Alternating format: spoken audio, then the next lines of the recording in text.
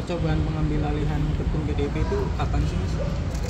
Ya, semuanya kan dari rumors yang kemudian muncul menjadi bisikan-bisikan, lalu muncul menjadi suatu gerakan. Kan kami juga belajar dari partai politik lain.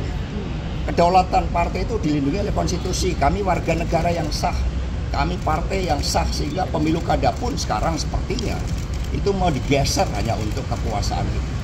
Mas, ini momentum Bu Mega mengatakan akan penjagalan partai atau PDIP ini karena melihat momentum Golkar yang sekarang diguncang gitu. Jadi itu bisa membuktikan apa yang disampaikan Bu Mega itu benar gitu. Itu momentum suara kebatinan, suara nurani yang bening.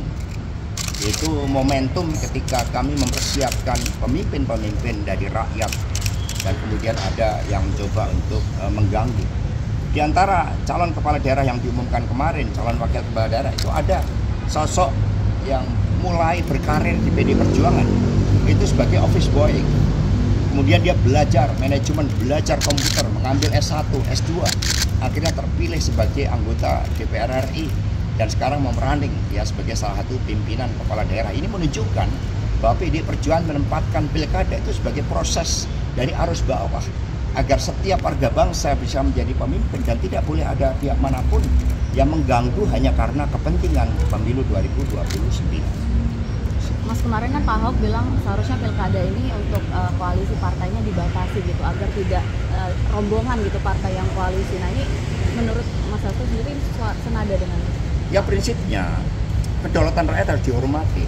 Aspirasi arus bawah itu tidak boleh dihalang-halangi oleh kekuasaan. Itu juga menjadi kesadaran dari elit-elit partai politik. Buat apa ada regulasi detail ketika spirit penyelenggaranya itu tidak memahami aspek-aspek fundamental dari kedaulatan rakyat itu.